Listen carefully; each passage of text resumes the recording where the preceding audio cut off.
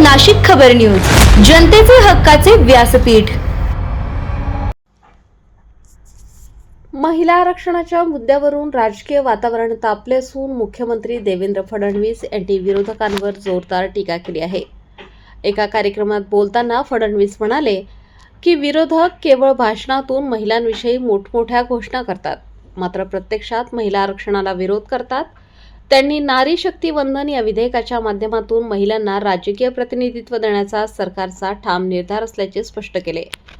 फडणवीस यांनी विरोधकांच्या भूमिकेवर प्रश्नचिन्ह उपस्थित करत महिलांच्या सक्षमीकरणासाठी ठोस निर्णय घेण्याची गरज अधोरेखित केली। त्यांनी असेही नमूद केले की महिलांना न्याय देण्यासाठी केवळ आश्वासने नव्हे तर कृती आवश्यक आहे।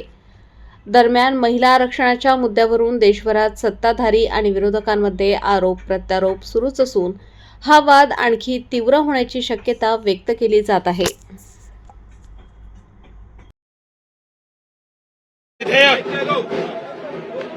इसको विरोध करना मैं ऐसा मानता हूं एक प्रकार से पाप है।